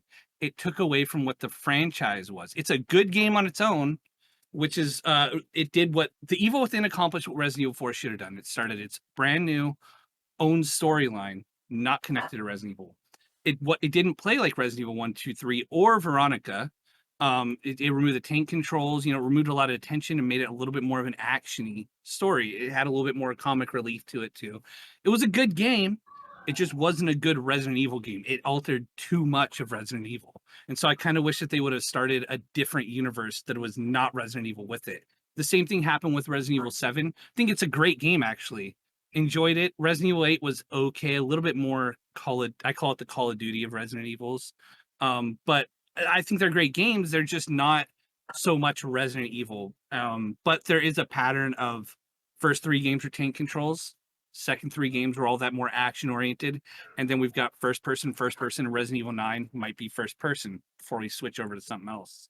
But they've changed the DLC, the Rose DLC, to third person. I know, weird, right? So maybe they're breaking the mold. Maybe they're breaking the mold. I hope it's good. We've been waiting for that art. Well, I've been waiting for RE-verse. I don't know if the rest of the world even cares at this point, but I'm curious to see what they do with this RE-verse thing, if it's going to be even worth playing, because it's just an alternate mode, and it's taken them over a year to put it out, and it's like, hello, guys? Maybe it got forgotten. I don't know, but I'm curious to check out all aspects. As much as I bash RE8, my friend has been challenging me to do a Village of Shadows run, but on the base gear, not a New Game Plus, which it's made for New Game Plus. It's really frustrating. I did start it, and even like the little weaklings take like 20 shots to kill. So I'm not looking forward to that whenever I do get to it. I like Village. I just don't think it's as geared towards Resident Evil as what it used to be. As where the tension I feel has gone from the games a lot. Resident Evil 7 though was a lot more tense. I liked it. I would put Resident Evil 7 above 8 by quite a bit, which I don't know. People love 8, but I think 7 was a better horror game. That's fair enough. I mean, I've never played one. All fair points. And I've never looked at Resident Evil 4 like that. You've had your eyes It opened. is a great game. It is a great game, but then you think, yeah, actually, no, it isn't really a Resident Evil game, is it really? Right. Except the fact it's got Leon in it. So. Yep. Hey, but that one's my favourite, so maybe I just don't like Resident Evil games. That's fair. I mean, like I said, it wasn't a bad game. I loved Evil Within, and to me, Evil Within is like Resident Evil 4.5. It was a lot of what Resident Evil 4 had, but you can move and shoot. You're not stuck standing still. That game scares yeah. the ever-loving shit out of me. Like, I don't know what it is about Evil Within. It grabs me somewhere that's like, oh, I don't like it here. I think it's doing its job then. Yeah. Well, it's also back to that concept that Cyberpunk has, where, I mean, Ruvik is taking these people's brains and putting them together, right? So it's, I don't know, that's just such a creepy concept to me. Cool. I like it. Good answers. Next one for you. Why did you get into streaming? Harassment. No, I'm just kidding. I honestly thought that was serious. I thought that's the first different answer we've had. I mean, I wasn't necessarily harassed, but I don't know if you guys know Zorbro or Major Tom. They both really were just like, why don't you just get into streaming? Because they said, like, you're so active, you're like, people recognize you, you're around a lot of chats, like, you should get streaming to go, because you just kind of really handle people well. I was introducing a lot of streamers to each other, and like, you should just stream yourself then. And so one day Tom was just like, why? What do you have to lose? Just do it. And I was like, okay. So I just was like, I'd been thinking about it anyways, because as I said, I wanted to play all these single player games, but I really don't enjoy doing it by myself. And, I'm not a kid anymore, so I don't have the little kid brother there sitting there just watching me play games. And I wanted to get into single player games.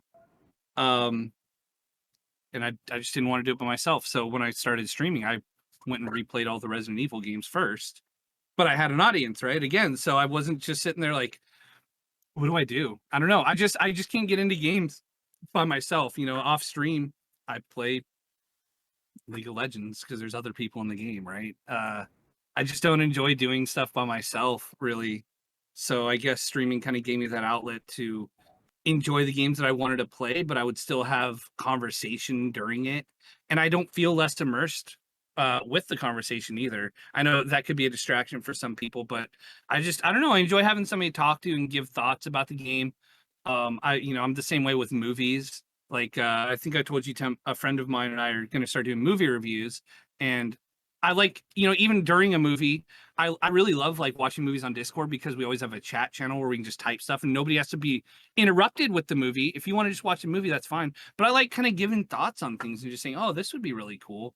Or that was a good point in the movie. That was interesting. What's your take? And I like hearing people's opinions. So streaming kind of gives me that outlet to talk to people and hear things as I go through it, with a live reaction, rather than just not being able to share that with anybody, I guess. And also it growing up, I always had issues. Like, if we ever had to do something in front of a class and we had to talk to somebody, or do an oral presentation, man, I got in trouble for those all the time, because I would get nervous and I'd be like, I remember one time I was giving an oral presentation, I was like, oh shit. And then I said, oh shit, I said shit. And I was like, oh, okay, you know what? This is all gone to hell. And the teacher was like, just continue, Jesse, you made that mistake. But streaming kind of gives you that outlet to be comfortable, because there's a lot of people watching you and lets you be a better speaker, so to say. It doesn't always help. I've been in front of people, I'm like, all right, what do I even say right now? But it's definitely helped me just be more comfortable, as me, and just talking and being a dumbass. and seeing if people enjoy it. That's fair enough. It's. Yeah. I think that's the first time we've not had someone say because of the pandemic or whatever when we've asked. But Yeah. That's what I mean. Like, I'm not going to be funny. That's the reason I did it. I wanted to do it for years before, but it weren't until the fact that I couldn't go out and do anything that I actually pulled my finger out and did it. But no, it's nice that people encouraged you to kind of get into it yourself as well. Yeah, which is weird because I tell people don't stream. I literally like people are like, hey, should I stream? I'm like, no. And it's not because I don't think people should stream, but I think there's kind of I think people feel like they're less important if they're not streaming. And it's like, that's not true at all. The streamer doesn't exist without a viewer, you know? And so I tell people, if you're happy just watching, you're just as important as I am here. You know, it doesn't matter. So I tell people, like, if you want to, go for it, but don't go into it with any expectations of anything. Don't put me on a pedestal because I'm the one that has to sit in front of the camera. You know, like, you're just as important. Anybody that I play a game with, anybody that I interact with should really feel like they're on the same level regardless. And so, you know, I kind of do tell people, like, don't stream if you don't want to. Like, don't go into it just because everybody else is doing it. I mean, that's pretty good. And I think that leads Bendy into a question. Basic advice for people trying to get into streaming. Don't stream. Try fucking bother. Just don't even try. Just leave it. Just watch. Just people that want to get into streaming. Yeah. Just watch the people streaming. I don't know. I just I see a lot of people who like, and well, the reason I say don't is because I noticed a lot of streamers do very similar things. And I think if you want to go anywhere in streaming, you kind of need to like set yourself apart. And that's not why I tell people don't stream. But the reason I say it is because I notice a lot of people literally just told every person, yeah, stream, try streaming. And it's not for everybody. I see a lot of people, and this is not to be mean, but I see a lot of people who just think, I'll just turn on a camera and I'll play a game. They might react to chat 5 minutes later. And I'm like, why are you streaming? If you want to do something, you should do YouTube then. Because if you want to stream, you have to recognize you should want to stream to interact. Like I said earlier, like I stream so that I have conversation, right? I look at chat probably every like 15 seconds, regardless of what I'm doing. Unless it's something like I'm playing Apex because I'm fucking god awful. And when I get into a fight, I have to focus. But like, I see a lot of people who want to get into it and they don't know why they want to get into it. They don't really have like an identity that they want in streaming. They just want to stream. And I think it's just because other people are streaming and you can't really get into, I think if you get into streaming and you want to ever do anything with it, maybe people are comfortable just being that person who just turns on their camera and they play a game. But I just question, why not just make YouTube videos? Like then people can talk to you. If you don't want to interact with and build a community, then just make YouTube videos so that people can comment on that. But I saw everybody just encouraging everybody. I said, well, if everybody's streaming, who's watching?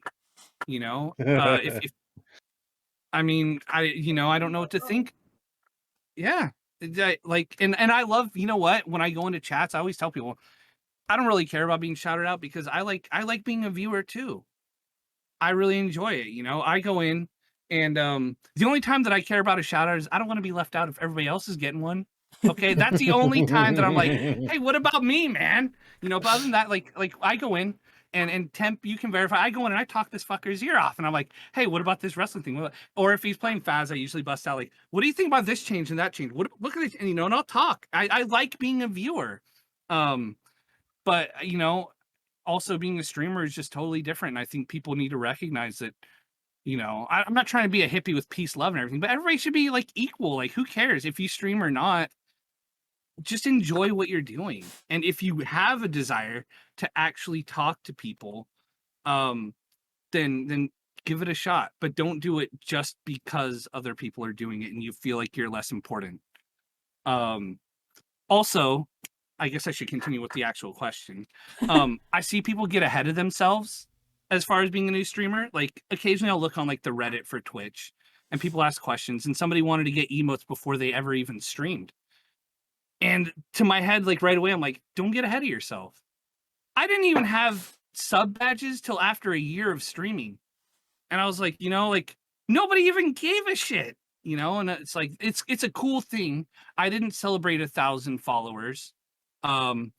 Because to me, like I said to people, I said, it's really cool that people followed, but I don't care about Jane Doe that followed me back in April of 2020 that I haven't seen since. I'm sorry if that's harsh. I appreciate that people follow, but I really care about the people that actually interact and talk to me, rather than, it doesn't matter how many followers you have.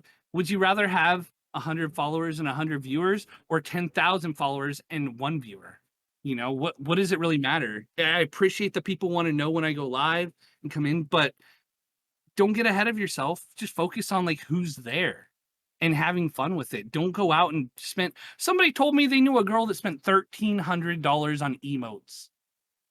Jesus. Oh my God. For 8 emotes. 8? I can't imagine doing 8 emotes. Yeah. I'm These here like emotes $10 is earn a lot for money. an emote. Right? Yeah. Right. Like, what do you? I knew an old friend told me that when his friends started streaming, this dude went out and spent $3,000 on gear before his first stream. And so, like, if I could give anybody advice, just don't get ahead of yourself. Just like I said before, just see if you even enjoy it. Do you even want to be a streamer, or do you want to stream because all your friends are streaming? Just have fun. And that was another thing that I wanted to say was, focus on who's there.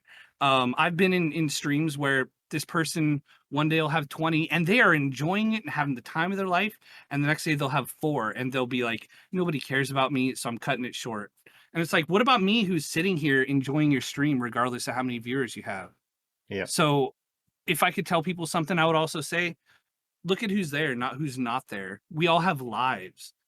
My ass is 8 hours behind you guys, and I don't expect Tempusbe to show up to every one of my streams. Now he pops in and says, hey, right? But if I started at 7 o'clock, that's 3 a.m. for you guys.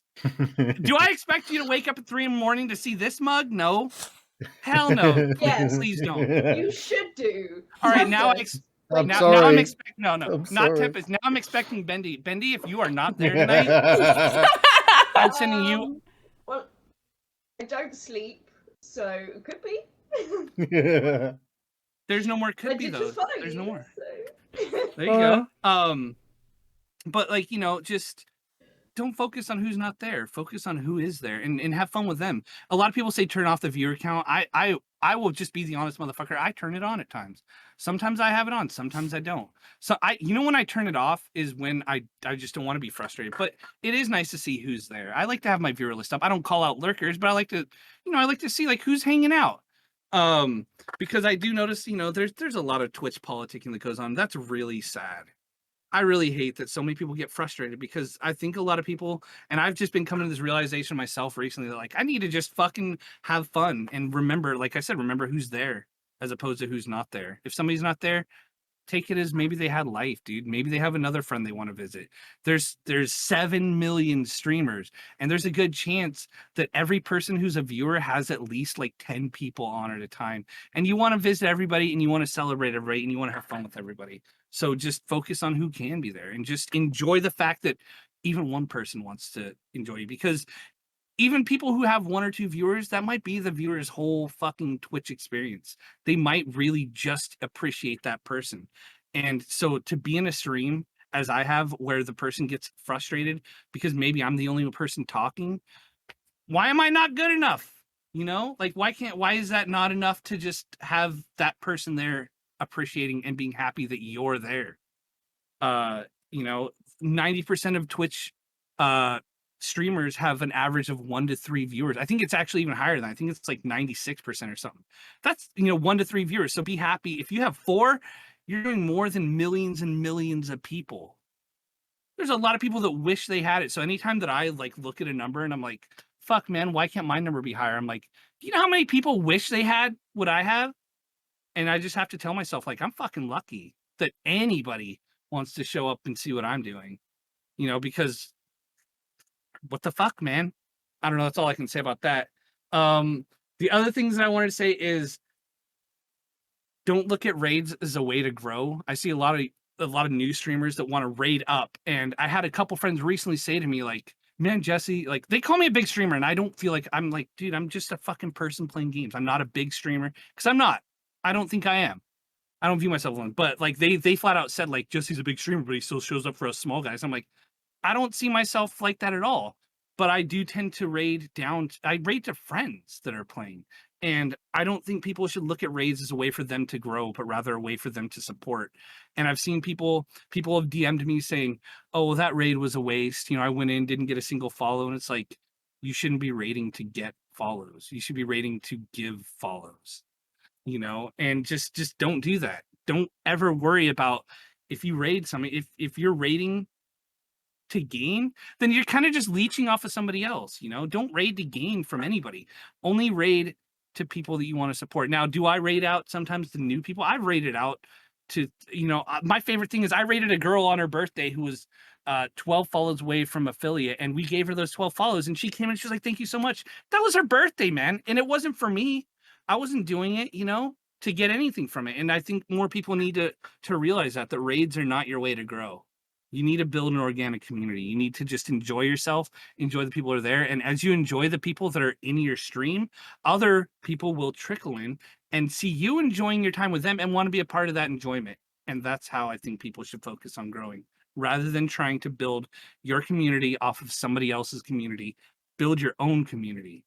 And the last thing, I think a lot of people have said it before, but your numbers don't affect the quality of your stream.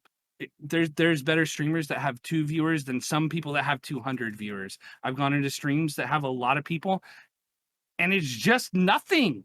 There's nothing going on.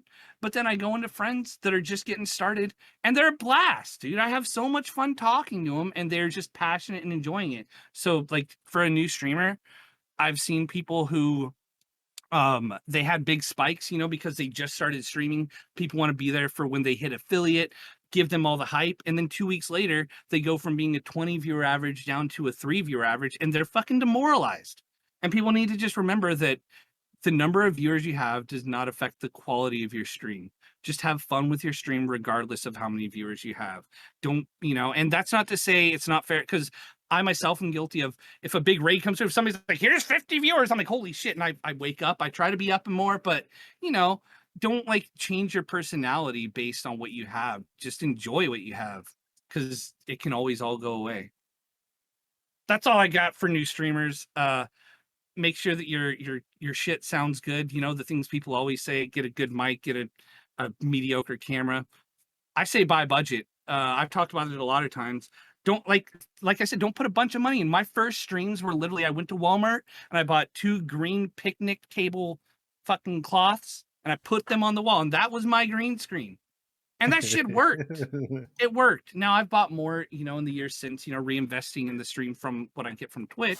But don't go out there and spend a ton of money when you might quit 2 weeks later because it's just not for you. You know, fucking find your passion and just do that. And if you really get into streaming, you got to realize it is not a 40-hour job. You are going to do shit around the clock. You're probably going to think about it a lot, because even when I'm watching people's streams, I'm usually trying to make something for a stream, or I'm fucking uploading some shit to YouTube, which I don't really pay attention to my YouTube, but you know, I like to save it for later because Twitch deletes our shit. Or, you know, just you're always going to be doing something. And if you're looking at it for a payday, good fucking luck, because the amount of time that people put into streaming for what they get back money-wise is not a lot. It's probably the lowest paying job you'll ever find, and it is mentally taxing because, like I said, people are looking at numbers and getting fucking frustrated and forgetting to have fun. That's all I got, I guess. That may be the best advice I've actually ever heard on that. It's very candid and honest. Yeah. I mean, if you're not having fun, what's the fucking point? Yeah. At the end of the day. Yep. Yeah. Next question. What is your favorite platform for content creation? Any content creation as well. Any content creation. I mean, I've only really used Twitch. People keep telling me to put shit on TikTok and now Hover and I have an Instagram that I've had for a year and a half, but it still has that same like silhouette default thing with no picture on it. You know, and I'm like, I should like. I keep telling people there's kind of a joke in my stream that like, oh, I'm gonna post on Twitter, and then I just don't. I finally posted some the other day. Well, I think it was yesterday, saying like, because I want to get a new chair. And that's what I posted, but I don't know. It just I don't really do social media that much. So I guess Twitch would be my favorite, but I don't necessarily think it's the best. I think different mediums have different uses. Like I said earlier, if you don't want to interact with chat, if that's not your thing, then just make YouTube videos. You know, like that'd be the best thing. If you really just want to share your gameplay and you don't care about that interaction, why are you on Twitch? Why are you not, utilizing the most optimal way to share what you want to share?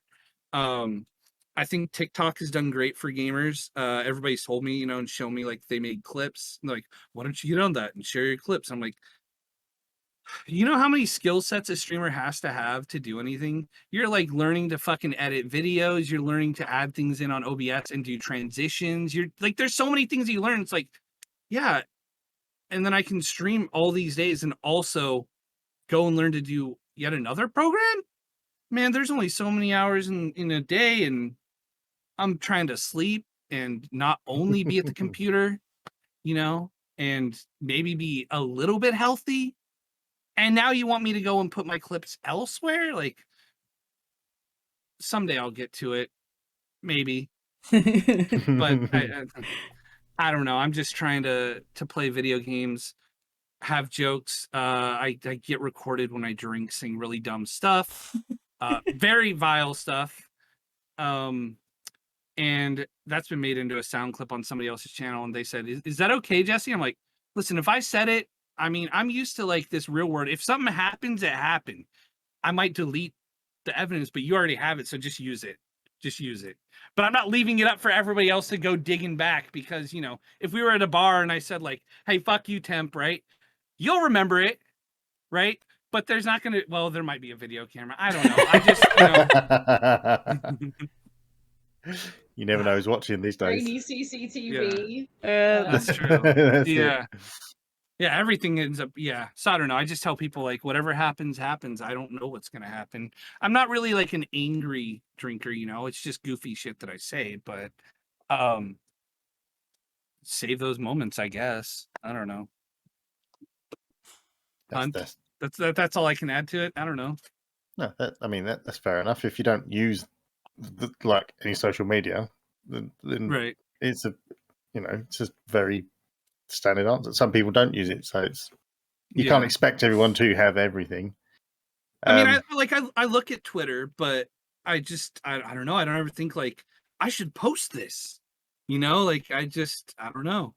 I might repost something cool, or if a friend says something funny, but I don't know. I never think like I need to post that I'm going live. Okay, no. I use Discord for all that. Whatever. That's fair enough. Well, I mean, Discord probably could easily be your top one then, really, couldn't it? Yeah, and that's not within it.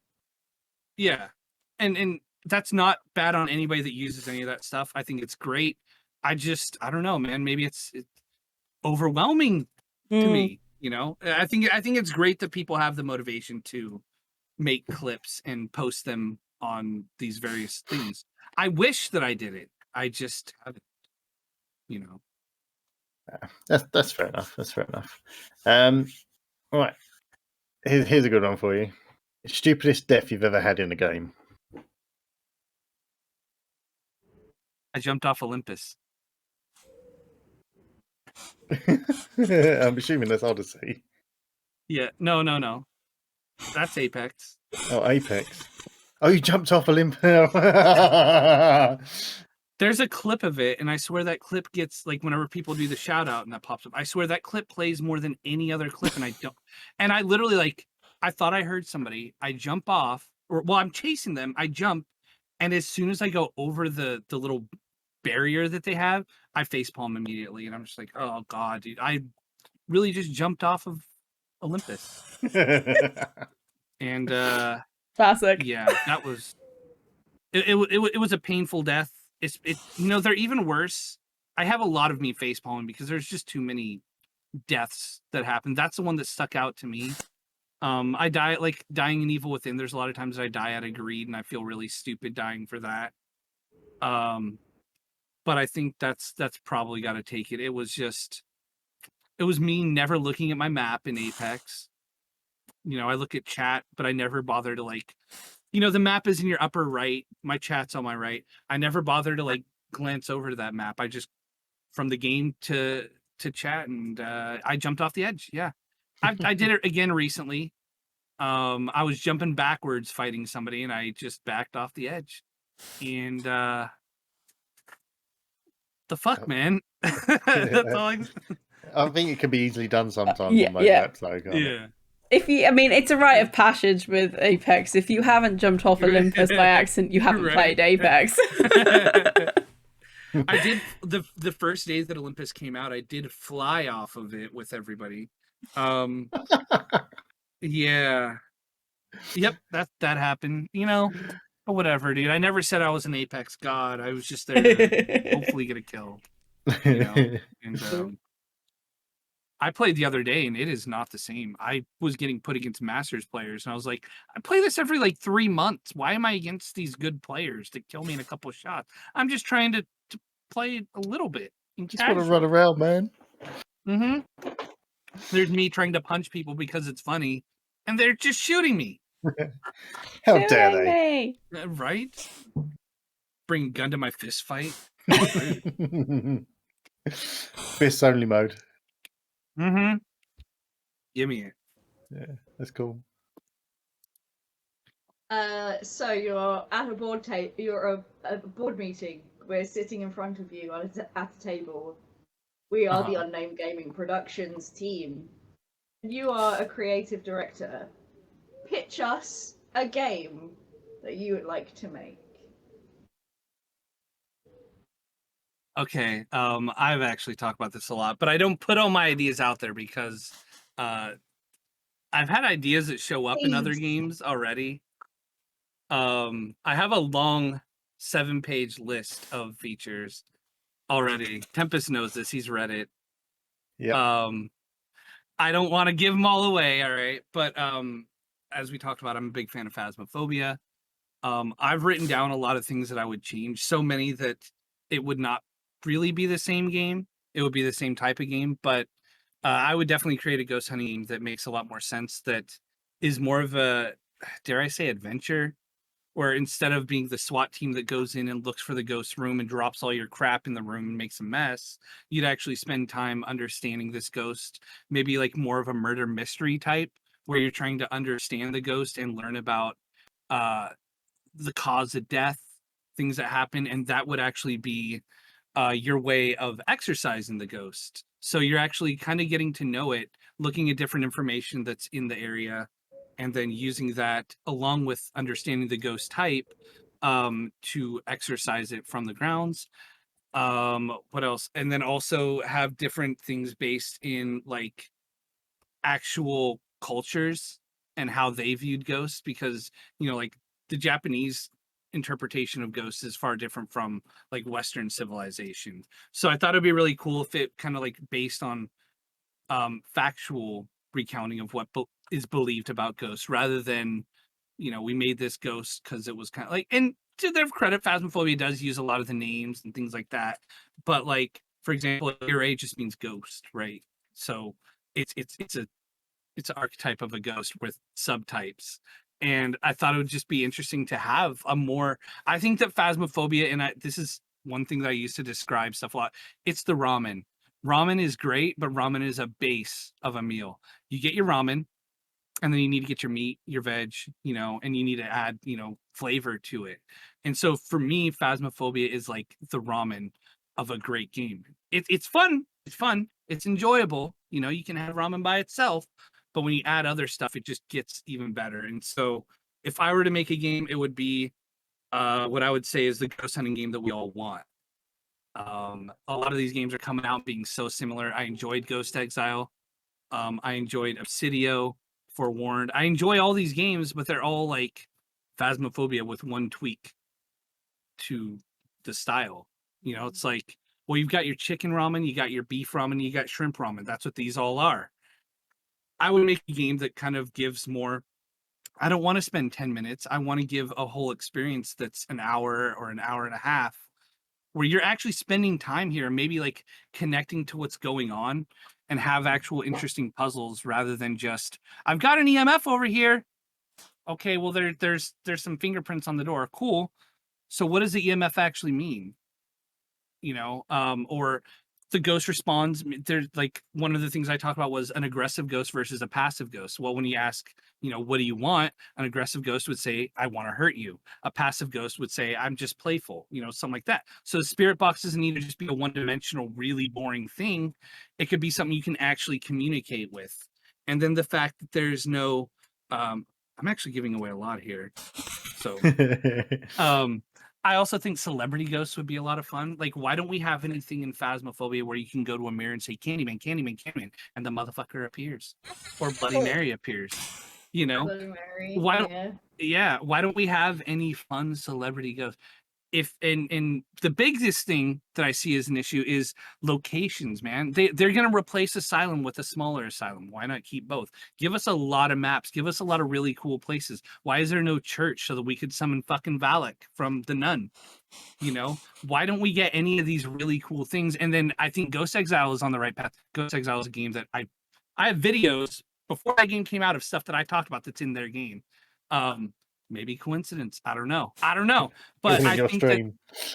Just writing down notes. Fuckers, man. But I think that they hit something with the Full House events. Be really cool. The Full House events are awesome. And I think that's something that's not explored, having specific ghosts that do things, that have a really cool big event surrounding them. Valak would be this badass, crazy nun that, I don't know if you guys saw the movie, but at the end gets really fucking interactive with all the stuff around him. Or Candyman having the hook. And why do all the ghosts kill the same way? Why is it fucking hide and seek during a hunt? Why is a poltergeist trying to touch my butt instead of throwing stuff at me to kill me? These are questions that are unanswered and will never change because they're too worried about the fact that ghosts will be identified by the hunt. And I'm like, okay, so why doesn't a shade turn all the lights out and maybe sap your life essence by putting you in the dark and hurting you in the dark? Why doesn't a poltergeist throw a knife at you to kill you? Why are they all playing grab ass? I like maybe the idea of having separate between like an actual sort of poltergeist and a residual haunting. So you could be tricked out by the fact that, there's something going on here, but actually it's residual, so it can't actually hurt you. It's just playing out a scene. Yep. But then there is this poltergeist on the other side that will actually hurt you. So like tricking people, faking people out, and actually having a story of starting like, there's a haunting here. Let's go do the research in the background. Exactly. To see what we might meet here. I like having the story element, I guess, that you're putting in there. Yeah. Rather than more than just the name. And if they're a lone ghost or not, right? Like, I think maybe you research into it and you find out, like, this man killed himself with a gun, right? And the gun is stored in this locker, and so you're going to search through his desk papers to maybe find out the code. And once you have the gun, maybe that's used in your exorcism. Maybe you need to bring his spirit to this place where he died by having the gun there, and then you can actually perform an exorcism. But one of the things I've talked about involving exorcisms is, why are there not really cool exorcisms? So Ghost Exile, which I believe I saw you guys played, right? I think we played it once or twice. Have they renamed that because it was Ghost Hunter's Core, wasn't it? No, that's a different game. Ghost Exile is pretty much a carbon copy of Phasmo. I don't think we played Ghost Exile. I'm pretty sure I saw a clip of you playing it. No, we've played Ghost Hunter's Core. Okay, yeah, Ghost Hunter's Core did get a renamed. Yeah, but obviously it gives you the it wants you to exercise the ghosts, and it gives you like the salt gun and the proton beam. We had no luck with that game. Nah. That game felt like, I always tell people, to me, Phasmophobia is Sherlock Holmes, and Ghost Hunter's Core was just Ghostbusters. It was so much more action, and you're just there shooting shit with salt. and this big ass gun that shoots electricity or whatever. I don't know. I like the idea of exorcism being in. Phasmo said they'll never do it. They also said they'll never do 2 ghosts because it's too confusing. And it's like, Even though they've got well, the twins. yeah. Which the twins act the same though. It'd be cool if you had twins that could be 2 different ghost types. Make it a little more difficult. Why not? They also don't want like big jump scares, they said, because they think it's just too cheap. I'm like, well, don't overdo it, but use everything at your disposal. Why not? What does it hurt to add more? That's just like I said, since they're replacing the asylum, keep the old asylum. It doesn't hurt to have yet another asylum map. You've got 2 farmhouses, you've got all these street houses. Just give us more, but they're going to they're going to take out content to put in content. Wow, Destiny. That's right, Nettle. She's like, for reals. For reals, just delete the asylum, full stop. I think it'd just be nice to get variety of maps. Like, how easy could it be to have like a diner that's haunted?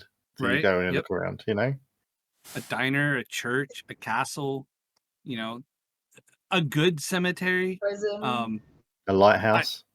I talked about on stream probably a week ago about I despise the campsite map. I despise the campsite map. I think it's done so poorly. It's too focused on little tents. If they did something like Crystal Lake where there was the big dorms, a place where you could actually go and investigate and have set rooms. Yeah. Do that. Have a big lodge, a 2-story lodge, and then a small area where there's maybe the campfire just has the tents around it and that's all the tents there are. Okay. But as it stands, I'm like, dude, I can't, you can't clearly identify where stuff is. There's too much outdoors. So if you're looking for freezing temperatures, good fucking luck in the snow, because it can't be snowing without freezing, which they don't really stick to. If you're looking for ghost orbs, you got to look for, does this one float up? Oh, there's one single snowflake that floats up. So it's good. It's like, what were you guys thinking, man? Give us they need more indoor, as unfortunate as it is, more indoor area for a campsite map to work. Because I think a map in the woods is a fucking cool concept. I wanted it. I was really glad they put the Friday the 13th reference in. I can't find stupid Slender Man. But the concept is great. The execution is poor. And it's the same thing with the asylum. Is this game is based around smaller areas, and that's just too big. I can't hear from one, from the west to the east, so why? I've said that map would be easy to fix. Cut it in half and stack it and make it 4 stories. Boom. I can hear above and below me. I just can't hear from one end to the other. But fuck me, I'm just a guy playing the game. I have greenlit your game. It's gonna happen. It's on our list of games to make. All right, I appreciate it. I have all the direction in the world, just not the talent to make it. I play the shit out of it. Story-driven ghost hunting, yes, please. I can send you my my 7-page. I think it's 7 pages. Might be 8 now. I have so much to add to it still. I want to write all my ideas down before I try to find somebody, because I've looked into game development stuff and I'm just I can't do it myself. That's a whole nother, just posting to fucking social media. And it's cool that you said creative director, because that's what I always say that I can do. I can do creative direction. I can't do map making. I can't do coding. Fuck coding. All right. I learned basic. No, I shall not. I'm just the ideas guy. You go away and do it. I just get the ideas. Here's this. Make it. Yeah. See these right words? Make that. Exactly that too. If it's wrong, docking your pay. If it's impossible, impossible is not a word in my vocabulary. Right? Yeah, agreed. Just do it. Don't lie to me. Impossible is a word in my vocabulary, and it usually comes around, well, we want all 25 animations, and I'm like, no. Well, it's can, not cannot. Yeah. I was excited for this question because I knew this was what you was going to talk about, because obviously I'd had obviously past privy to it. There are some really good ideas in it, but I won't spoil anything for it, but if you get a chance to look at it, he has got some really good ideas for it. It would make it feel like, rather than you just going in and doing, oh, we'll just go and hunt this guy, so we're going to hunt this guy. So it feels like it's a progression in the game, like an actual progressive story. You could even drop in like actual haunted sites, so like the big sites that people go to, like Penhurst Asylum and those sort of things, and actually root it in real world stuff, which I think would be quite cool. I would like it to be more. Makes the research better as well. Yeah, well, yeah, and like that's the whole thing is, and I always say it like this: as much as I enjoy Phasmo, you're a fucking SWAT unit going in there. All right, guys, fan out, find the room, and then we're gonna throw everybody in there. You know, and I don't picture ghost hunting. If a ghost is hunting, you don't get to say it just hangs out in this room. That's the only place it does anything. You know, those motherfuckers are probably roaming the halls. You know, you can't just determine, well, this ghost only stays in this small cube. You know, if you're a prison, it's in this small 2x4 cubicle. You know, and it doesn't leave the area. The ghost orbs only show there. Like, where? When? What ghost does that? They might be stuck to a property, but do they stick, like, are they constantly on the shitter? You know, like, no. No, they're not. They don't even need a poop. But they make dirty water. Oh, it's brilliant. I love that. I think this has been a very good set of answers there for our questions. Jesse, are you prepared for our quick fire round? I will say, I'm already sunburned. Let's go. Let's do it. This is going to have to be real quick because we're already at 2 hours. This is carried on. It's fine. Right. Quick fire. I guess I'm first then. Go. Scary movie, horror movie, favorite one. Nightmare on Elm Street. Good. Cool. Favorites. Best one. What? Carry on. Favorite state. Favorite state, California. That's where I live. Spring, summer, autumn, or winter? Oh, winter. Fuck this heat, dude. I'm sunburned right now. You're asking me the perfect time. Correct answer. Give me the cold. I love rain. It's quick fire though, so that's all you get. Beer or sake? Did you say spit or sake? Beer. Yeah. Beer. Oh, sake for sure. I take sake shots pretty much every stream. Beer, there's okay beers out there. But sake is fun. And you gotta go, sake! You know, when you drink it, you know, you gotta yell. Sake. Tacos or barbecue? Fuck, you found one to stump me on, huh? You know, I have to pick tacos because I always do Taco Tuesday stream. I live in San Diego. There's like 6 taco shops surrounding me. If I was in Texas, I'd probably say barbecue, but I'm going with tacos. Cool. I feel like I know the answer to this one, but controller or mouse and keyboard? I'm terrible with controller, mouse and keyboard all the way. Glorious PC Master Race with my flowing hair as well. Sorry, Bendy. It's fine. I work with controllers, always have. I can't. Cats or you can't. Wait, what? So. You're cutting out for me a little bit. You can't, yeah. Don't worry. I'll just ask the next question.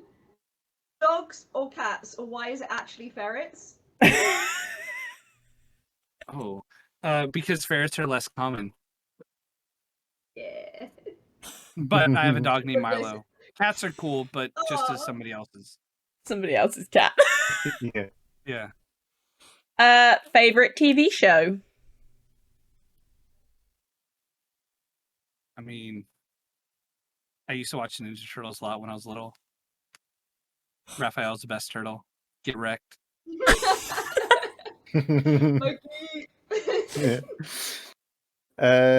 Favorite band / singer? Lately, I've been loving Iceland Kills. Yes! Yes! Bendy's so happy. I'm so excited. Sorry. Every stream I always start out with like playing music videos, but the last music video that I always play is The American Nightmare because Freddy's my favorite.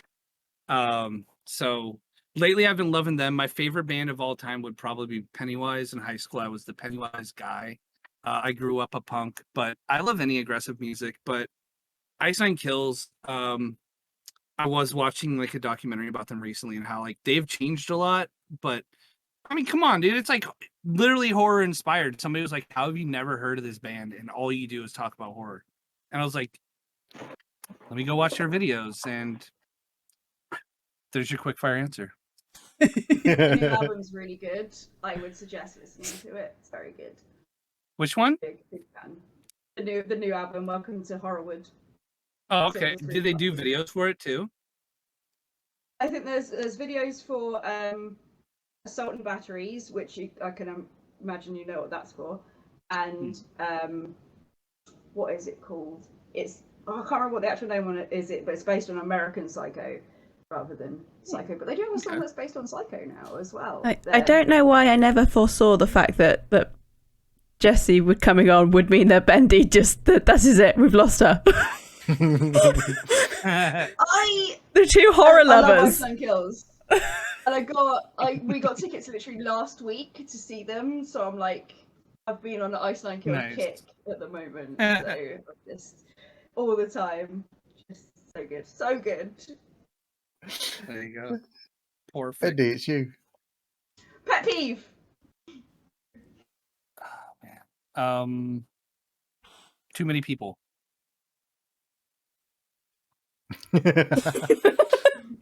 No. And last but not least, who's best? Tempus, Nettle, or Bendy? Oh man, that is actually tough. That's really tough. What's the answer? Jesse.